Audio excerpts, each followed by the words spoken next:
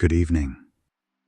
Tonight's transmission brings 3 encounters almost forgotten, events witnessed by ordinary people who stepped too close to the unknown.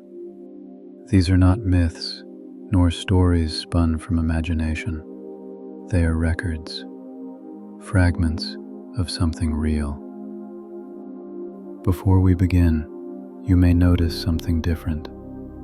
Our usual voice, the one you've come to know, the narrator, won't be speaking tonight. There were interruptions in the last signal, static, distortion, then silence. We haven't been able to re-establish contact. Until that changes, I'll be guiding you through the broadcast. You can call me the host. If you find comfort in these late-night transmissions, remember to like, subscribe, and keep the signal alive. The narrator will return, but for now, I am the host, and this is End of Transmission.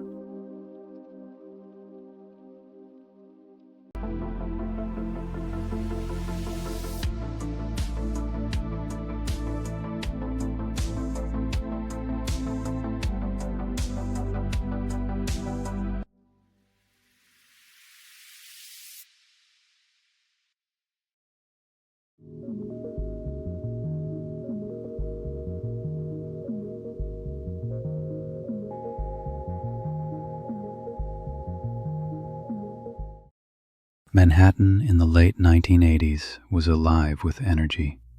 The subways rumbled beneath streets crowded with yellow cabs, neon signs flickered above corner bodegas, and the East River reflected the steady glow of skyscrapers. It was a city that never truly went dark, and yet, on certain nights, there were corners of silence, moments when the hum of human life seemed to pause.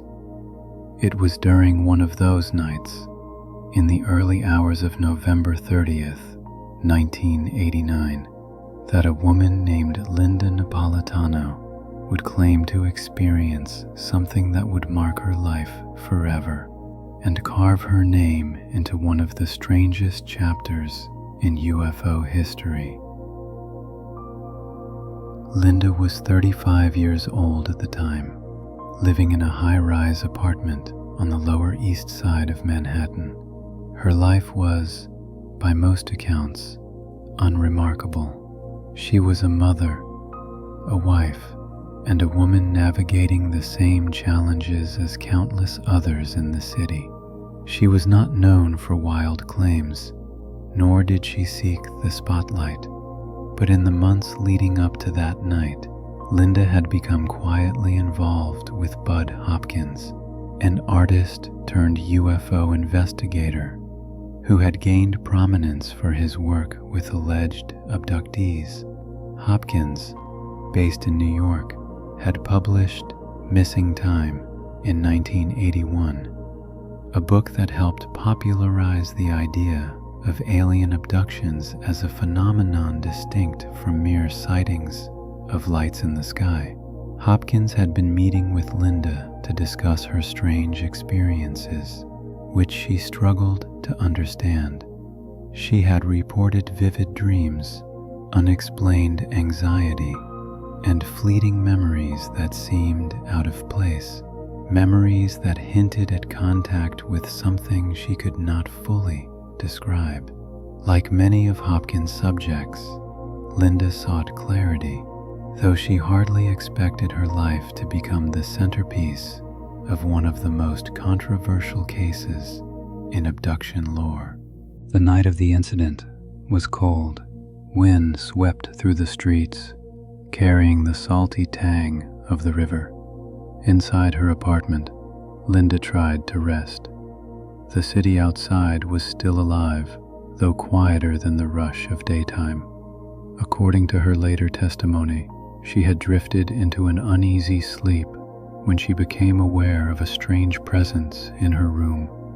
Her body felt heavy, as if pinned, while a sharp buzzing filled her ears. Then, in what she described as a moment of sheer terror, she realized she was no longer alone. 3 beings stood beside her bed. They were not like people, small, frail figures with large heads and enormous black eyes, the kind so often described in the accounts of other abductees. Linda would later recall her shock at seeing them, the way their skin seemed smooth, almost luminous in the dim light. She wanted to scream, but found her voice caught in her throat. Her body, too, would not respond. The paralysis was complete. The next sensation was even stranger. She felt herself rise, not by choice, but as if drawn upward by some invisible force. Her body floated above the bed, her limbs dangling helplessly. In an instant that seared itself into her memory, she drifted toward the window. The glass did not break. Instead, she passed through it as though it were mist, emerging into the cold November air, 13 stories above the ground. This moment, terrifying in itself, would later become the crux of the story, because Linda was not the only one who claimed to see it. On the darkened streets below, several witnesses looked upward and reported the same incredible sight. A woman levitating out of her apartment window, accompanied by 3 strange figures, rising toward a large glowing craft that hovered silently above Manhattan. 2 of those witnesses were, according to later testimony, police officers working nearby. They described stopping their car and staring in disbelief as the figures ascended into the craft, which hung in the sky not far from the Brooklyn Bridge. Others, too, would later step forward, passers-by, even drivers stuck in late-night traffic, each offering variations of the same story. Linda herself remembered only fragments of what came next. She recalled entering the craft, a strange interior that was both metallic and organic, lit by a diffuse glow that seemed to have no source. She remembered lying on a table, surrounded by the beings, who moved with unsettling calm. Their long fingers touched her skin, and she felt the sharp prick of instruments against her body. Her mind reeled between panic and an odd sense of detachment, as though her fear was being suppressed by the very beings conducting the procedure. Beneath her terror lay another realization. She was utterly powerless. Her thoughts were not private. She sensed the beings inside her mind, communicating not with words, but with impressions and emotions. There was no comfort in this. She felt exposed, stripped of even the refuge of silence. At one point, she recalled, a taller figure appeared, different from the smaller ones who had brought her aboard. This being radiated authority, its gaze penetrating and cold. Linda described feeling as if her very identity was being examined, not just her body. It was as though the creature looked into her memories, her fears, her life itself. Time on the craft seemed distorted. Linda could not say how long she remained there. Eventually the procedures stopped, and she felt herself floating once more. The paralysis remained, but her consciousness flickered between lucidity and a dreamlike haze. When she became aware again, she was back in her bed, the sheets tangled, her body trembling uncontrollably. Hours later, as dawn broke over Manhattan, Linda sat in shock. She tried to tell herself it had been a dream, a nightmare shaped by her fears and her earlier sessions with Bud Hopkins. But when she looked at her clock, the missing hours weighed heavily. More troubling still was the strange soreness in her body, particularly in her nasal passage, as though something had been inserted there. She did not yet know that others had seen her leave her apartment. She did not yet know that her story would be corroborated by strangers who had no reason to involve themselves. For the moment, all she knew was that something beyond her comprehension had taken place. When she next spoke with Bud Hopkins, the floodgates opened. Through hypnosis and careful questioning, she recounted the events in vivid detail. The beings, the levitation, the craft above the Brooklyn Bridge. Hopkins listened, disturbed, but fascinated. He had worked with abductees before, but this case was different. Rarely did reports of abductions intersect with multiple independent witnesses. Rarely was the location so public, so undeniable in its implications. For Hopkins, Linda's testimony was explosive. If true, it was one of the most significant abduction cases ever recorded. If false, it was a fabrication of extraordinary consistency, supported by people who had no connection to Linda herself. In the days that followed, more pieces emerged. Hopkins received letters and calls from individuals who claimed to have seen the event. Some described traffic near the Brooklyn Bridge coming to a standstill as drivers stared upward at the glowing craft. Others claimed to have seen the woman floating toward the object, a sight so unreal they struggled to process it. For Linda, however, the experience was not merely a story to be told. It was trauma. Nightmares haunted her, and she became fearful in her own home. The memory of being taken against her will, of being examined by beings she could not understand, left her shaken in ways that words could barely express. She began to feel watched, as though her abductors or others were monitoring her. Strange cars idled near her apartment.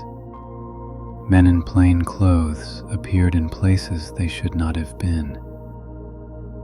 The abduction was only the beginning of a long ordeal that would consume her life. The morning after the abduction, the city moved as it always did. Commuters poured into subways, horns blared along the avenues, and the daily rhythm of New York life rolled on. But inside Linda Napolitano's apartment, time felt frozen. She moved through her rooms in a haze, replaying every fragment of memory from the night before. Each recollection only deepened her fear.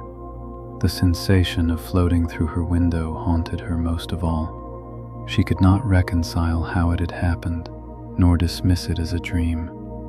In the weeks that followed, the story refused to fade. Linda confided in Bud Hopkins again and again, her sessions with him peeling back more details under hypnosis. The images that surfaced were consistent. The beings, the levitation, the strange procedures aboard the craft. For Hopkins, this consistency carried weight. He was cautious, knowing how skeptics dismissed such accounts, but he also understood the uniqueness of what Linda described. This was not an isolated claim. Soon, Hopkins began to receive unexpected confirmation. Two men reached out to him, law enforcement officers who insisted on anonymity at first. They described being near the FDR Drive on the night in question, their patrol car idling as they took in the view of the East River. Suddenly, they saw what they later called a woman floating in the air. She was rising from the side of a high-rise building, accompanied by figures that were not human. toward a craft suspended above the skyline. The officers admitted their first instinct was disbelief. They questioned their own senses, yet both insisted they had seen the same thing. They claimed the event lasted long enough to burn into memory. The sight of a body ascending, the glow of the craft, and the surreal stillness that hung over the scene. These men were not alone. Other witnesses surfaced, some writing to Hopkins, others speaking to him directly. Their accounts varied in small details, but aligned in the central image: a woman rising through the night sky toward an unidentified object. For Hopkins, this was the rarest form of corroboration. Abduction stories were typically private, nightmares whispered in closed rooms, experiences hidden from public view. Here, though, the experience was shared, observed, even spoken of by strangers who had nothing to gain. As Hopkins compiled the testimonies, the case began to take on a new, unsettling dimension. Linda herself reported that men she did not know began approaching her. They asked strange, probing questions about her experience, sometimes with a threatening tone. On one occasion, she claimed, 2 men attempted to force her into a car, only for her to escape in a panic. The implication was chilling. Someone, somewhere, was deeply interested in silencing her, or at least keeping her under watch. Linda described these men as plain-clothed, well-built, and uncomfortably direct. They seemed to know details of her life they should not have. One even hinted that her story was dangerous, that she should leave it alone. To Linda, it felt less like coincidence and more like intimidation. Whether they were government agents, opportunists, or figments of paranoia born from trauma remained unclear. But the fear they instilled was real. Hopkins, convinced of Linda's sincerity, took her case seriously. He documented her sessions, gathered statements from witnesses, and began shaping the account into what he considered one of the most compelling abduction narratives he had ever encountered. In time, he included Linda's story under the pseudonym Linda Corteil in his work, Witnessed, published in 1996.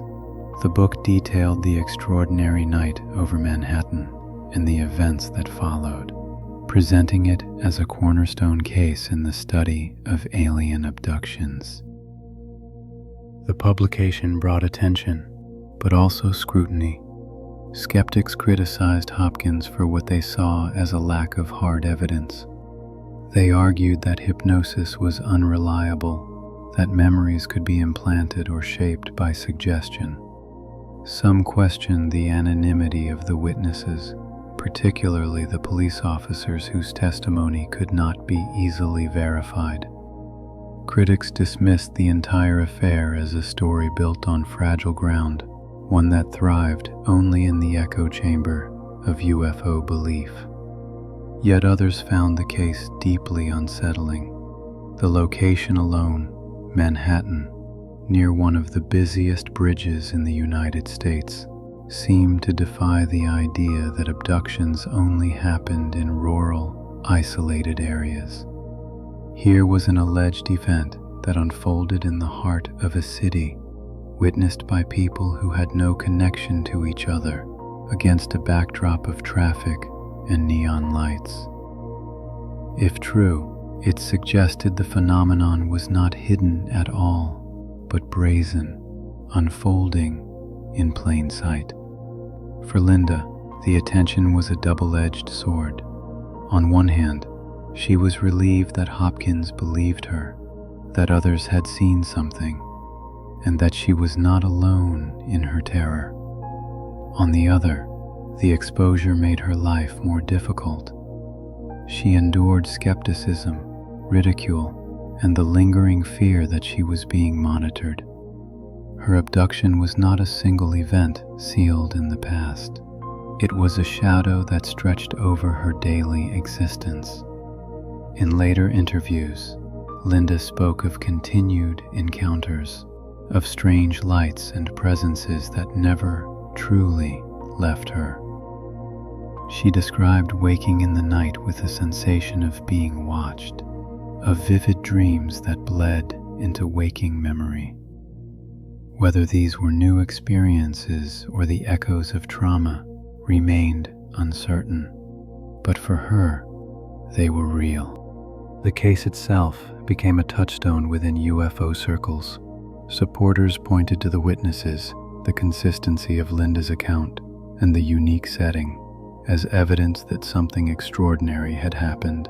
Detractors pointed to the lack of physical proof, the reliance on hypnosis, and the unverifiable nature of some testimonies. Like so many abduction stories, it existed in a liminal space, impossible to prove beyond doubt, yet impossible to entirely dismiss. Over time, the story of the Brooklyn Bridge abduction settled into legend.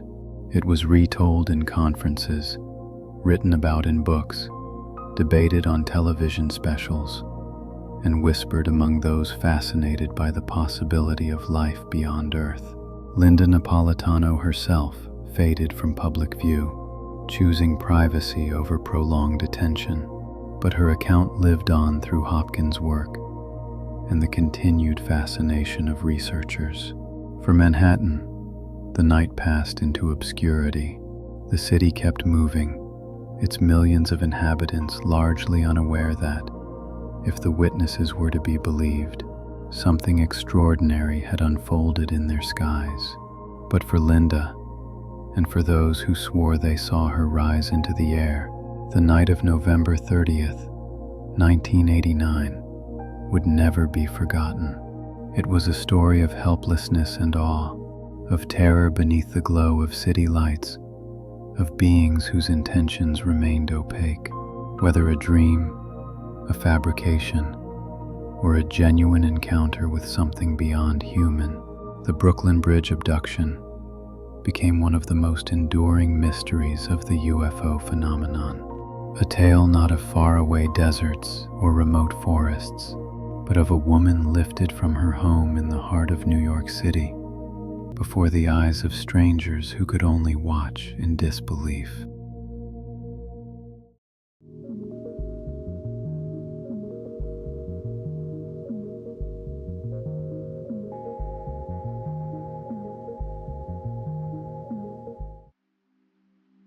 In the autumn of 1989, the Soviet Union was a nation in transition. Political reforms were reshaping society. Censorship was loosening, and stories once confined to whispers were beginning to reach wider audiences. Yet even in this era of upheaval, no one expected what would emerge from a small city south of Moscow. Voronezh, an industrial hub on the banks of the Voronezh River, would become the unlikely stage for one of the most bizarre UFO encounters ever reported. It was September 27th, a cool evening with the sharp edge of fall in the air. In a public park on the outskirts of the city, children played soccer, their shouts echoing between the trees. Families strolled along pathways, enjoying the last warmth before the long Russian winter. The scene was ordinary, tranquil. But what came next would shatter that sense of normalcy, leaving dozens of witnesses bewildered, frightened, and forever changed. Around 6 o'clock, several children noticed a strange light moving across the sky. At first they thought it was a plane, but it did not move like any aircraft they had seen. It shifted abruptly, glowing red, then orange, then pulsing, as if alive. The object slowed, hovering above the park with an uncanny stillness. People began to stop and watch. Some shaded their eyes, others pointed. Whatever this was, it was not a satellite or a star. Moments later, the object descended. Witnesses described it as a large, luminous sphere, 30 feet across, radiating a pale pink glow. It lowered itself with deliberate precision, landing silently on a patch of grass near the soccer field. The crowd of children, now joined by adults, gathered at a cautious distance. Fear mingled with curiosity. The craft sat motionless, humming faintly, its surface smooth and metallic, yet somehow translucent, as if light flowed within it. Then, a hatch opened. A ramp extended from the craft, and figures emerged. By now the park was hushed, except for the wind in the trees and the distant sound of traffic. The beings that stepped out were unlike anything the witnesses had ever imagined. They were enormous, nearly 3 meters tall, with elongated limbs and small domed heads. Their eyes were large and dark, and their movements deliberate, almost mechanical. One witness later compared them to robots, though their presence radiated something more than machinery. Beside them moved a smaller entity, a boxy, robot-like device that scuttled across the ground, as if scanning the earth. The towering beings appeared to direct it, occasionally raising a hand in silent command. Their skin, or perhaps their suits, shone in the twilight, reflecting the glow of the craft behind them. Children clung to their parents. Some screamed, others fell silent. A few of the braver boys tried to edge closer, only to stop when one of the giants turned its gaze upon them. Even at a distance, the weight of that stare was overwhelming, as if the being's attention carried a force all its own. According to the reports that later surfaced, one of the beings produced a tube-like device and pointed it toward the crowd. A beam of light flashed, blinding those in its path. A boy standing at the front collapsed instantly, vanishing from sight. Panic rippled through the witnesses. Parents pulled their children back, terrified. Seconds later, the boy reappeared, shaken but unharmed, as if the light had plucked him out of reality and then returned him. The display silenced any doubt that this was a prank or a misperception. Whatever stood in the park that night was real, tangible, and far beyond human technology. Some recalled the smell of ozone in the air, others a vibration that seemed to pass through the ground itself. The robots scuttled closer to the craft, gathering soil samples or conducting tasks no one could understand. The giants moved slowly, inspecting the area as if cataloging their surroundings. After several minutes, the beings returned to the sphere. The hatch sealed, and the craft rose without a sound, vanishing into the darkening sky in a blink. For a moment, the park remained frozen, witnesses staring at the empty patch of grass where it had landed. Then the murmurs began. Children shouted, parents spoke in rapid, nervous tones, and the soccer game was long forgotten. That night, the story spread quickly through Voronezh. Dozens of children told their parents the same thing. A glowing sphere, giant beings, a boy vanishing and returning in a flash of light. Adults who had been there confirmed parts of the tale, each detail overlapping into a mosaic too consistent to ignore. Skepticism, of course, followed. Some insisted it was mass hysteria, the overactive imagination of children feeding off each other's fear. But the number of witnesses and the conviction in their voices made dismissal difficult. Within days, the story reached local officials. In the late Soviet era, UFO reports were not unheard of, but rarely did they involve such a large group of observers. Police were dispatched to investigate the park.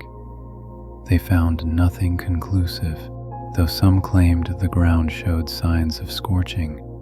The grass pressed flat in a circular pattern. Soil samples were taken, though the results were not immediately made public. The witnesses, especially the children, stuck to their accounts. Teachers who interviewed them in classrooms found their stories remarkably consistent.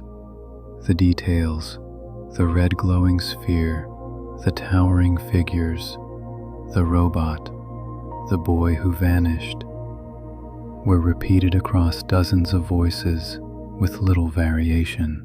Even when questioned separately, the children told the same tale, their wide eyes filled with lingering fear. What elevated the Voronezh Incident from a local mystery to an international sensation came next. On October 9, 1989, the Soviet state news agency TASS published a report describing the event in detail. It quoted local officials and scientists who claimed to have investigated the site, confirming that something unusual had occurred. The article did not mock the witnesses or dismiss the story. It presented it as fact, a startling acknowledgement in a nation where skepticism toward the unexplained had long been policy. The TASS report described the craft as a large shining object and noted that giant humanoid creatures had emerged along with a robot-like companion. It mentioned the paralysis beam, the disappearance of the boy, and the crowd of witnesses, including children and adults. The language was sober, not sensational, which made it all the more shocking. When Western media picked up the story, headlines exploded. Newspapers across Europe and the United States ran articles about aliens in Russia, often with a mix of fascination and ridicule. Skeptics laughed at the idea of giant extraterrestrials appearing in a Soviet park, but others were struck by the fact that such a story had been carried by the official Soviet press. Why would the government allow such a claim if there was no basis to it? In Voronezh itself, the witnesses lived with the memory of that night. For the children, it was a story they could not escape, retold in classrooms, whispered in hallways, etched into their minds with a mixture of fear and awe. For the adults, it was harder to accept. Some spoke of it cautiously, worried about ridicule, while others avoided the subject entirely. Yet the event remained fixed in the community's collective memory. What had landed in that park was no passing light in the sky. To those who stood there, it was solid, close, undeniable. The image of giants stepping from a glowing sphere into the cool Russian night became part of Voronezh's identity, a mystery that defied explanation and challenged the limits of imagination. The TASS report on October 9, 1989, did not fade quietly.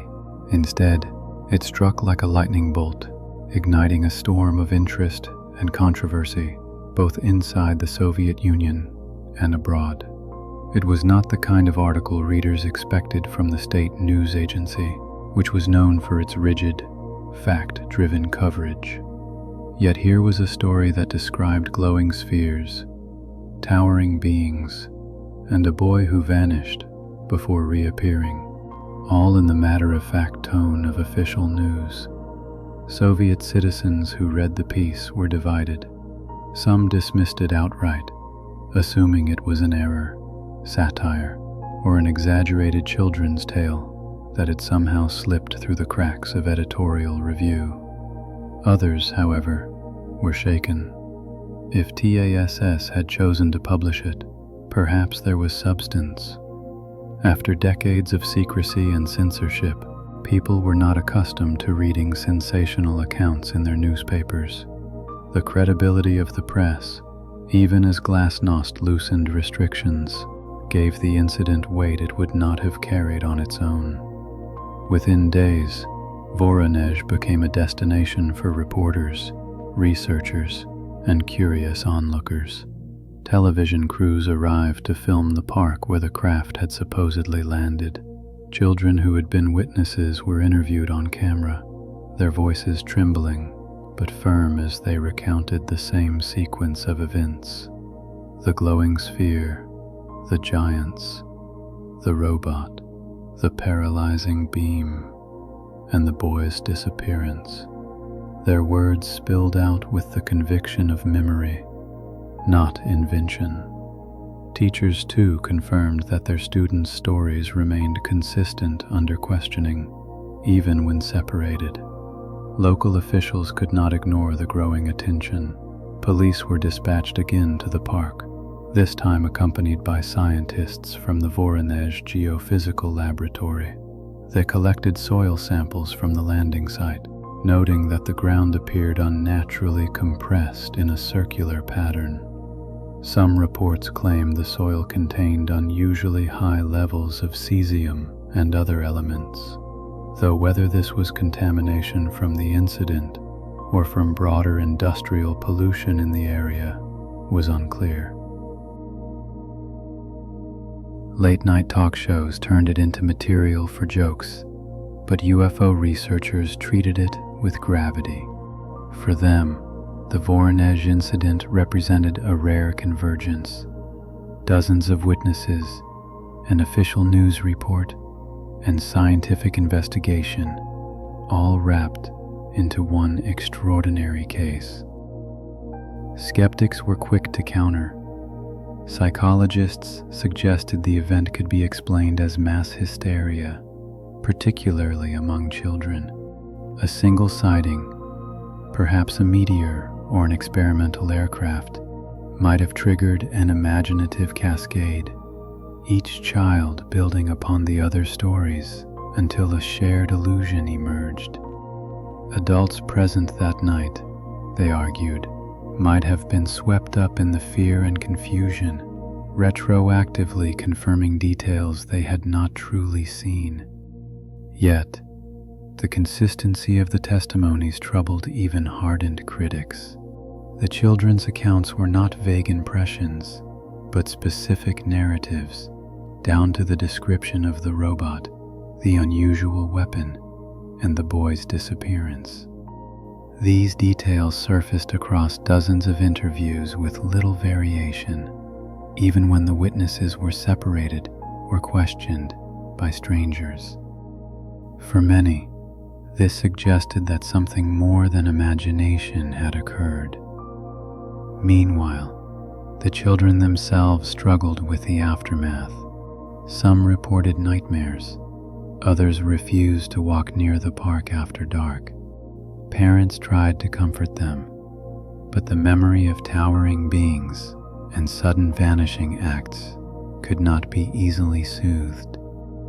In classrooms, the story became both a badge of awe and a source of ridicule. Those who had seen it firsthand were torn between pride and fear, uncertain whether they had glimpsed a miracle or something far darker. In Moscow, officials at first stayed silent, allowing the TASS report to speak for itself. But as Western media mocked the story, pressure mounted. Pravda, the official newspaper of the Communist Party, eventually addressed the matter with caution, emphasizing the need for rational investigation and warning against exaggeration. Some within the Soviet scientific community expressed frustration that such a sensational report had been published without stronger evidence. Still, the event could not be erased from public memory. For UFO researchers worldwide, Voronezh became a case study. Here was a mass sighting in an urban setting, corroborated by physical traces and covered by a government-run news outlet. Some compared it to earlier European and American cases, but noted the scale was unusual.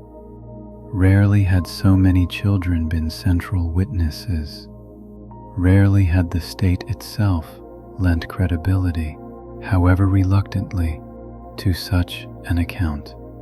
Theories abounded. Some suggested the beings were extraterrestrial explorers conducting a survey, their robot companion tasked with collecting samples.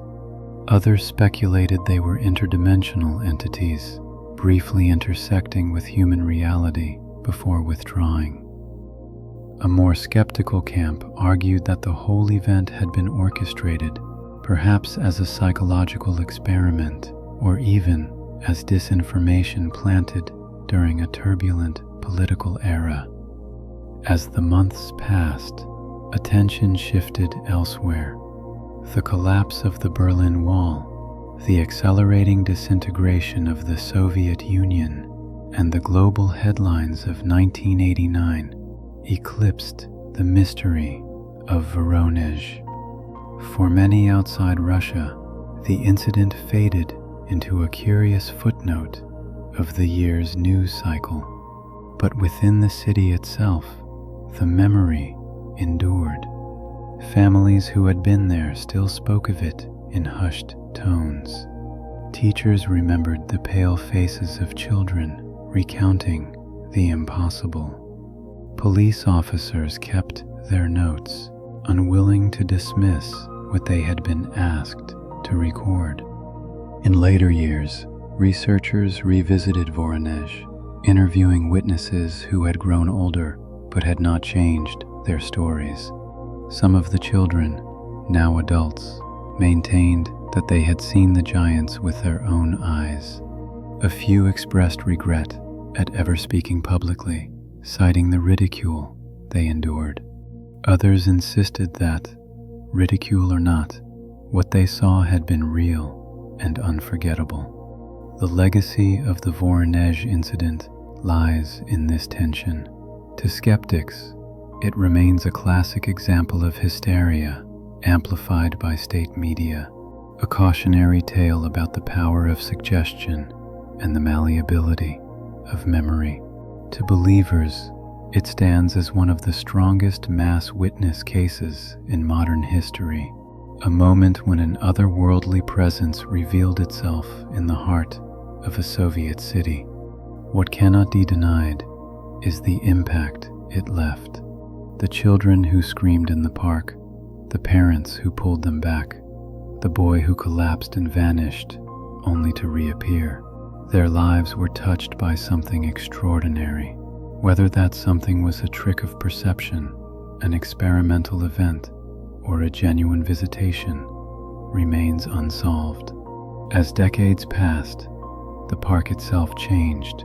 Trees grew taller, new paths were paved, and generations of children played soccer without ever knowing what their predecessors had seen.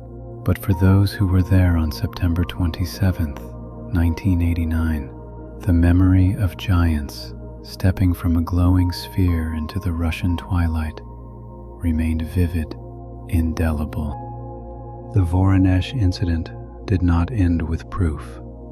It did not end with a revelation that explained what had happened. Instead, It ended as so many UFO stories do, with questions lingering in the silence after the lights faded, with the echo of frightened voices, with the certainty of witnesses who swore they had seen the impossible. And so it endures, a mystery carved into the history of a city, a night when children looked up from their soccer game and saw the world they knew torn open by something far beyond it.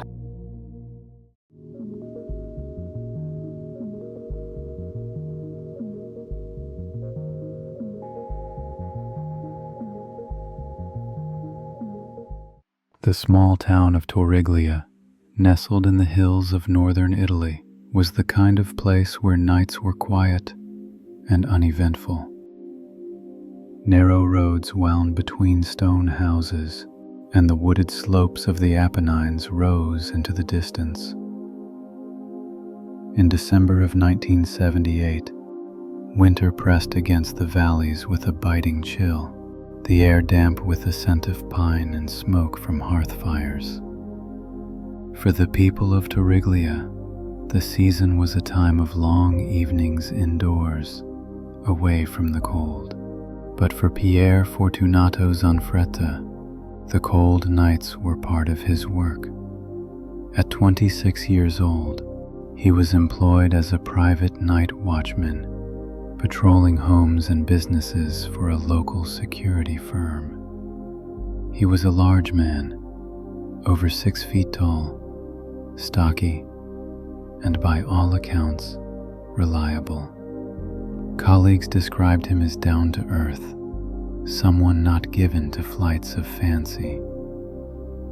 His duty was simple: check the properties, ensure all was in order, and report anything unusual. On the night of December 6, 1978, Zanfretta's routine took him along the winding road toward a villa on the outskirts of Torriglia.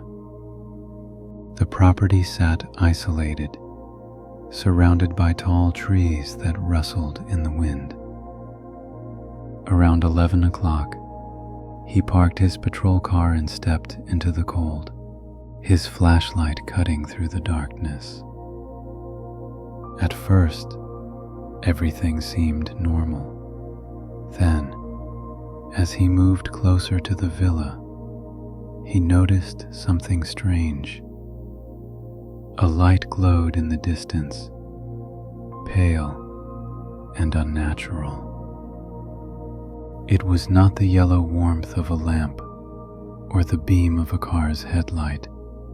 This light pulsed, white with a tinge of green, and it seemed to hover above the ground. Curious and cautious, Zanfretta approached. The closer he came, the more he realized it was no ordinary light. A massive rounded craft loomed ahead, its surface metallic and gleaming, even in the faint starlight. The object was larger than a 2-story house. Before he could react, movement caught his eye. Figures emerged from behind the craft, their shapes stark against its glowing hull. At first he thought they were men, but as they drew closer, the truth struck him with a terror that rooted him to the spot. These beings were enormous, at least 3 meters tall, hulking and broad. Their skin appeared greenish and rough, their faces monstrous, with high domed foreheads, pointed ears, and glowing yellow eyes that pierced the darkness. Zanfretta froze. The creatures advanced, their heavy steps crunching the frosted earth. Their expressions were unreadable, but their presence radiated menace. Instinctively, he raised his pistol, shouting in fear. The beings did not stop. Instead, a sudden heat enveloped him, as though an invisible force had seized control of his body. He later recalled feeling paralyzed, unable to move as the giants closed in. At that moment, he grabbed his radio with trembling hands and managed to call his security base. His voice was frantic, filled with panic. He shouted about strange beings, enormous creatures, lights in the woods. The operators on the other end listened in disbelief as their colleagues screamed about something not human. The transmission cut abruptly. When fellow guards rushed to the scene minutes later, they found Zanfretta lying on the ground near his car. His body was cold despite the layers of clothing, his skin damp with sweat. He was conscious, but incoherent, babbling about monsters and lights. His pistol lay nearby, still loaded, though he had drawn it in desperation. Around him, the snow bore strange imprints, large footprints far bigger than any humans, pressed deep into the soil. The men who discovered him later testified to what they saw. They described Zanfretta's state of shock, his eyes wide with terror, his hands shaking uncontrollably. They noted the footprints, measuring at least 20 centimeters across, leading toward the villa and vanishing near the trees. None could explain what had happened, but they all agreed on one thing.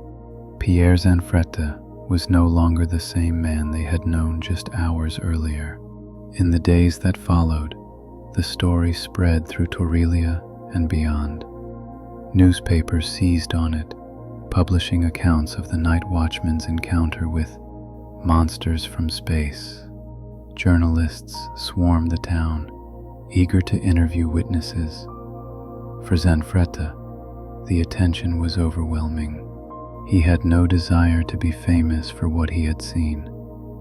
If anything, he wished he could forget it, but the memories haunted him. Under hypnosis, conducted by medical professionals at the request of investigators, Zanfretta recounted his experience in greater detail. His words, recorded and transcribed, painted a vivid picture. He described the creature's leathery skin, their glowing eyes, their immense size. He spoke of being enveloped in a bright light, lifted toward the craft, and finding himself inside a chamber filled with strange instruments. He recalled voices, not heard with his ears, but resonating inside his mind.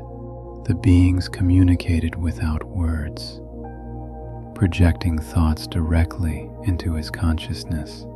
They told him, he claimed, that they meant no harm, though their actions suggested otherwise.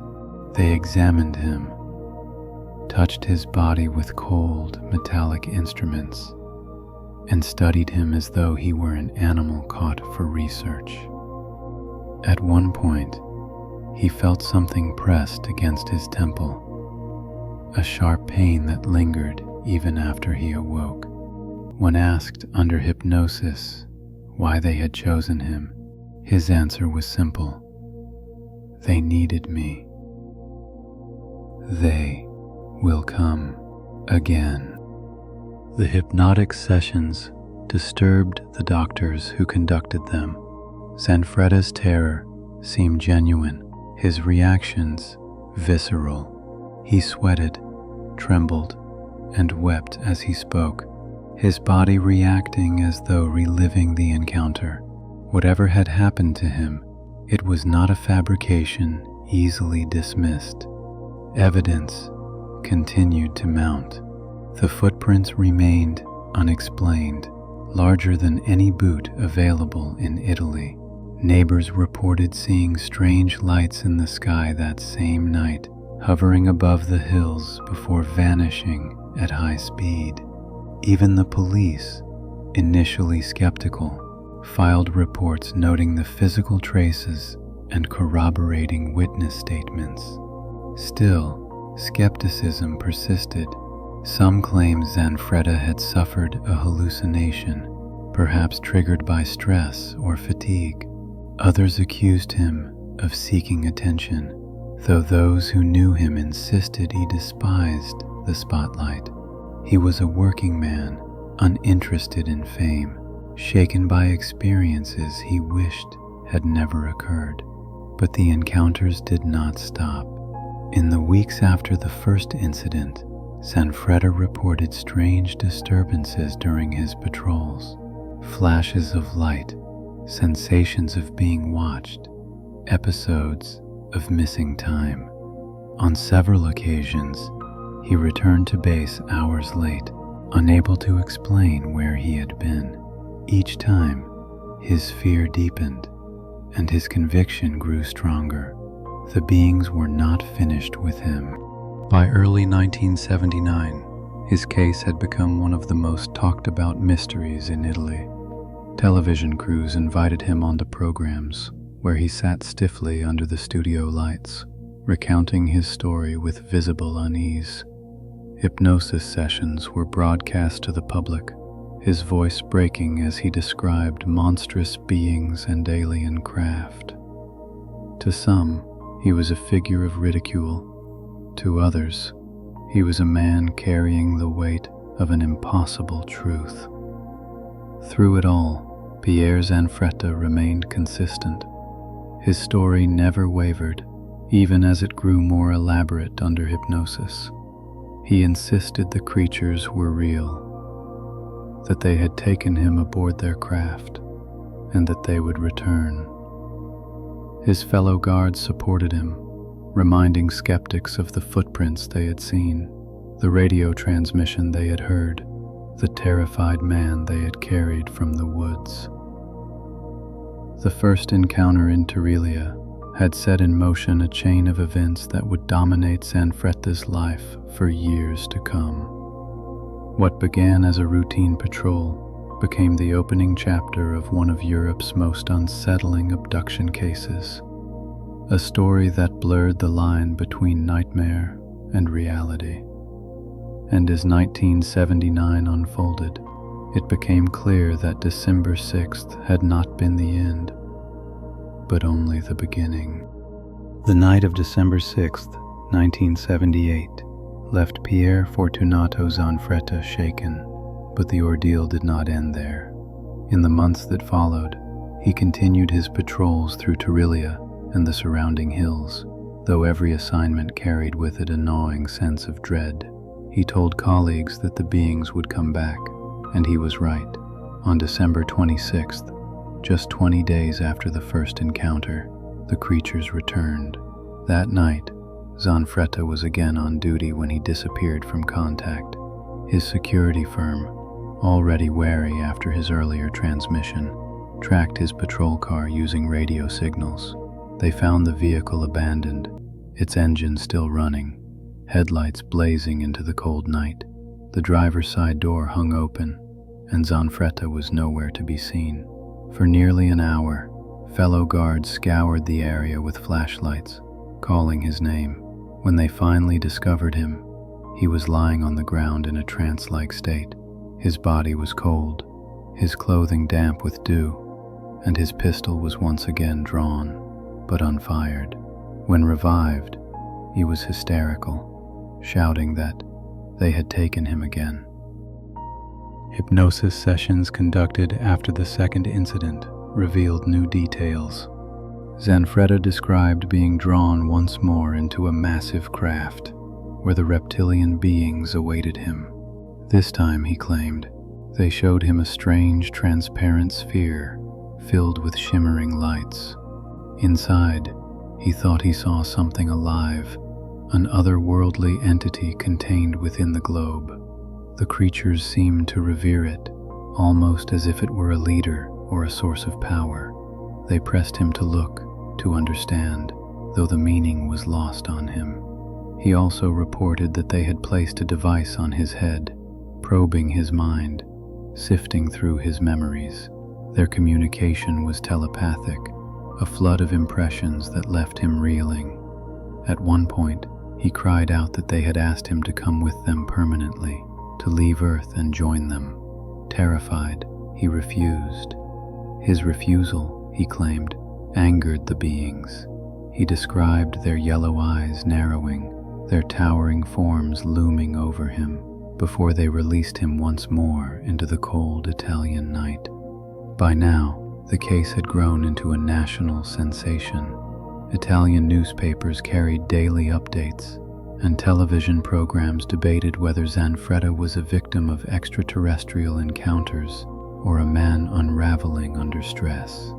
The hypnotic sessions, some of which were recorded and broadcast, showed him writhing in fear, tears streaming down his face as he relived the encounters.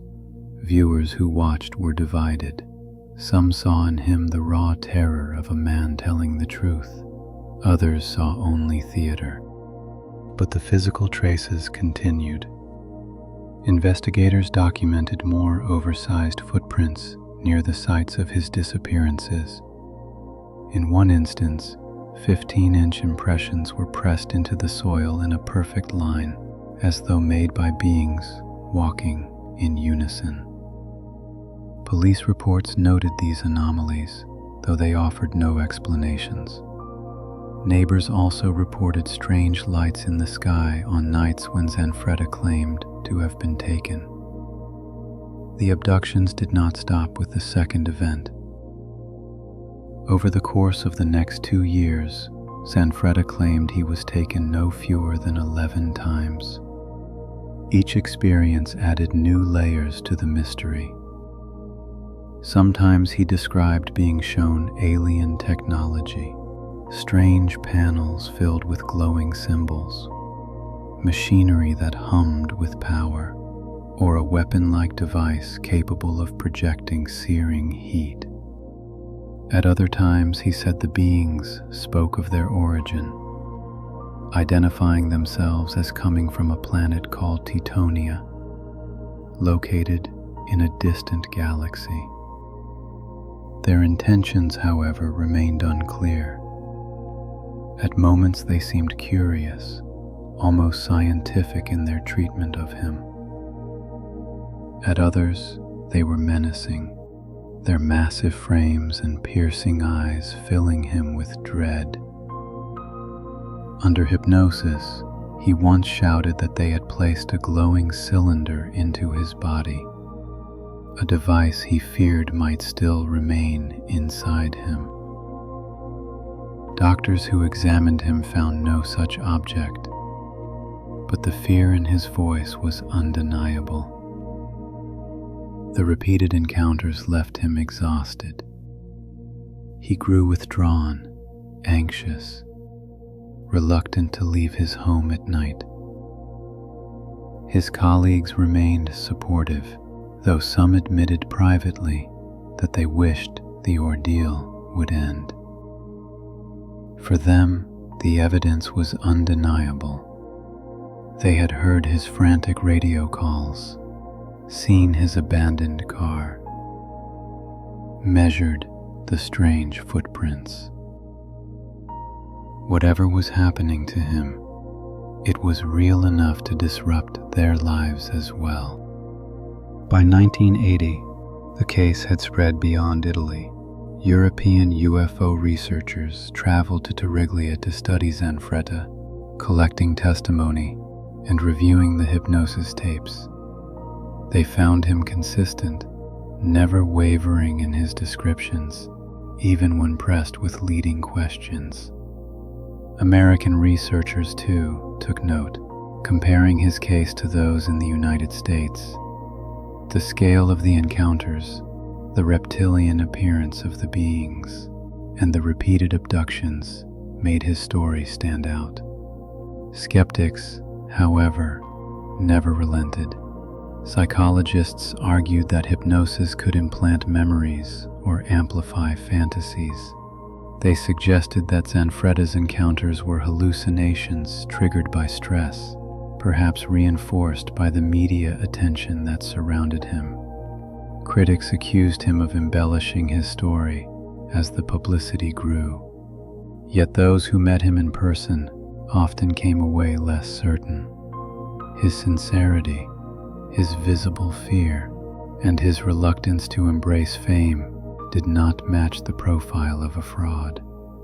As the years passed, the abductions ceased. Zanfretta retired from security work, his reputation forever tied to the events of 1978 to 1980. He lived quietly, though interviews occasionally brought him back into the spotlight. Each time, his story remained unchanged. He insisted that the beings were real, that they had chosen him for reasons he could not comprehend, and that their presence on Earth was part of something larger than humanity understood. The legacy of the Zanfretta abductions is twofold.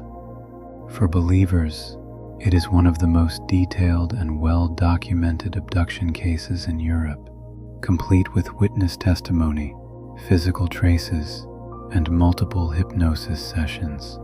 For skeptics, it is a cautionary tale about the unreliability of memory and the influence of suggestion. But for Zanfretta himself, it was something far simpler.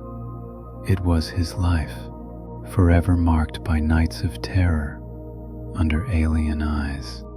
He once told an interviewer that he wished it had never happened, that he longed for the peace of ordinary work, ordinary nights, free from the weight of the unknown. Yet he also admitted that, deep down, he believed the beings would return, not just for him, but for humanity. "They are watching us," he said, his voice low. "Someday, they will show themselves to everyone." In the hills of Torriglia, where the roads still wind between forests and stone houses, the story remains alive. Locals still point to the places where Zanfretta was found, shivering and terrified, speaking of giants from the stars. For them, the tale is part of the region's identity, a mystery that refuses to fade. The Zanfretta abductions endure as one of the strangest episodes in modern UFO history, a story of a man caught between ridicule and revelation, of a life turned upside down by forces beyond understanding. Whether a series of hallucinations, a psychological drama, or genuine contact with beings from another world, it remains a case that defies easy explanation. And for Pier Fortunato Zanfretta, the memory of yellow eyes in the dark was not something written in books or whispered on television. It was something that had once stood before him, towering and real, in the silent woods of Italy. The truth is rarely simple, and never silent. Each of these stories, no matter how strange, reminds us how much mystery still lingers in the world. If tonight's journey left you thinking about what might be out there, don't forget to like this video, subscribe, and share it with someone who still believes we're alone. Wherever you are in the world, good night, good morning, and have a great day. Keep your lights low, your mind open. End of transmission.